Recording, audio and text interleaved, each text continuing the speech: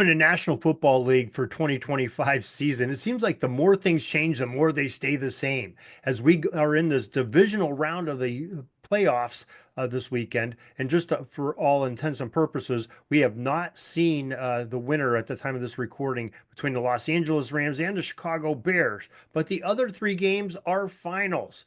We had the Buffalo Bills falling to the Denver Broncos in an exciting overtime game, 33 to 30.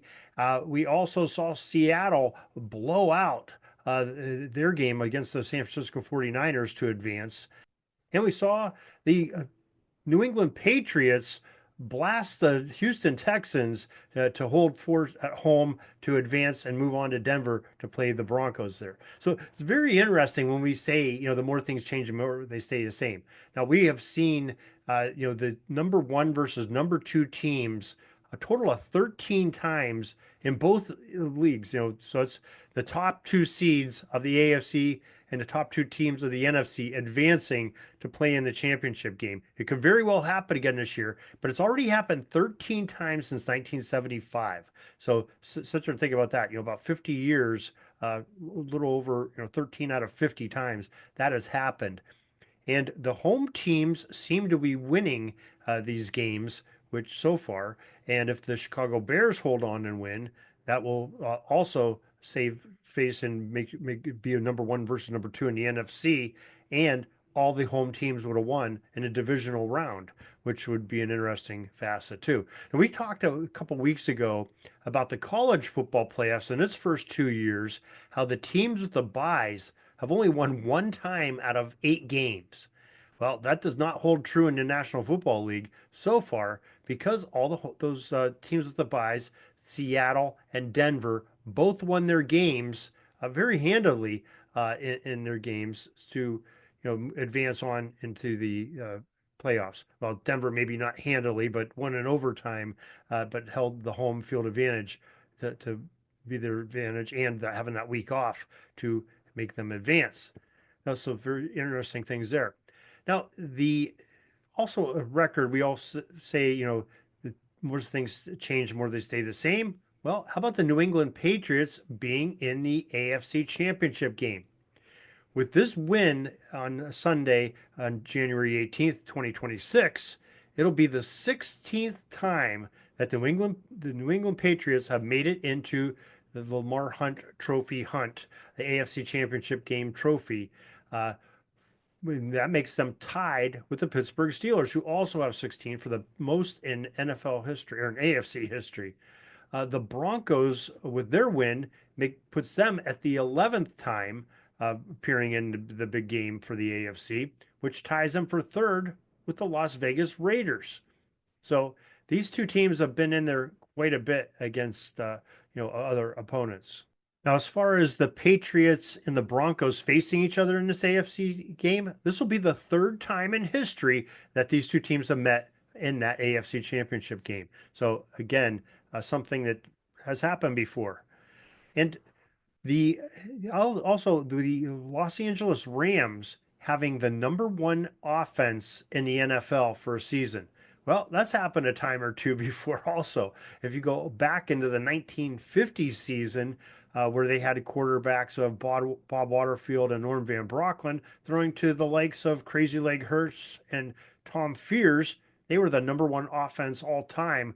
We showed that in infographic about a year ago on the top offenses of all time. So amazing that happened, some 75 years ago.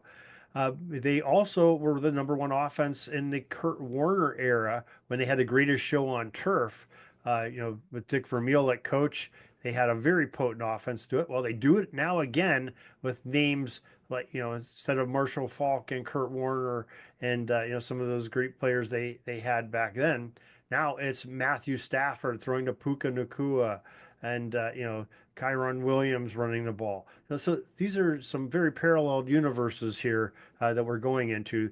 Very historic, but it's also been done before here in the National Football League. Now, the Chicago Bears have not been to an NFC championship game for some years. So if they could defeat the Los Angeles Rams tonight, well, that would be a big deal for them, taking them back into, probably about almost 15, 20 years ago when Lovie Smith took his club into the Super Bowl. That was the last time they appeared in an NFC Championship game. They won that game when they were in. So that'll be some good stuff too for the city of Chicago if they can do that. But LA has been no stranger to getting into this NFC game as they have been into it just about. I think this is their 11th time if they can win this of being in the NFC Championship game. They are well behind the San Francisco 49ers, who have been in that championship game 19 times, Dallas Cowboys 14 times in second. Then you have teams like Green Bay and Minnesota and others just about 9 times being just slightly behind those teams that we just mentioned. So the more things change, the more they stay the same in this. So is this good for the National Football League, or is this bad for the National Football League, having the same teams go in it all the time? Now, the New England Patriots, it's almost like they reloaded this dynasty that Robert Kraft put together with Belichick and Brady at the helm. Well, those two are no longer there. Now it's Mike Vrabel with Drake May and company coming into this, because it could be a dawning of a new dynasty for the Patriots. And it's interesting, Drake May at the age of 23 or 24, I believe, he is a year younger than Tom Brady at the age of 24 when he had his first start and went into the AFC Championship game in the Super Bowl, winning that first Super Bowl in 2001. So kind of an interesting parallel too. Now, Bill Parcells, who was a Super Bowl winning coach himself multiple times, has a lot to do with these ways these playoffs are shaping up.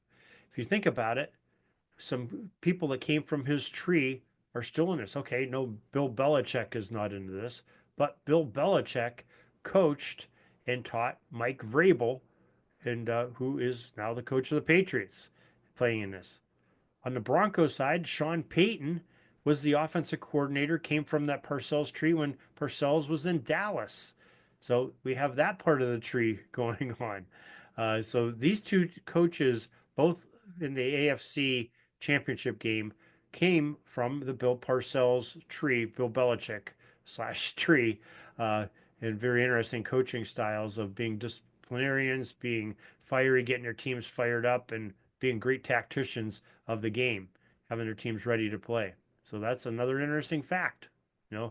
More things change, the more they stay the same. That's the way the National Football League goes. And, what do you think about this? Make sure you let us know at pigskindispatch.com. And until next time, everybody, have a great gridiron day. That's all the football history we have today, folks. Join us back tomorrow for more of your football history. We invite you to check out our website, pigskindispatch.com, not only to see the daily football history, but to experience positive football with our many articles on the good people of the game, as well as our own football comic strip, Cleat Marks Comics. Pigskindispatch.com is also on social media outlets, Facebook, Twitter, Instagram, and don't forget the Pigskin Dispatch YouTube channel to get all of your positive football news and history. Special thanks to the talents of Mike and Gene Monroe, as well as Jason Neff for letting us use their music during our podcast. This podcast is part of the Sports History Network, your headquarters for the yesteryear of your favorite sport. You can learn more at sportshistorynetwork.com.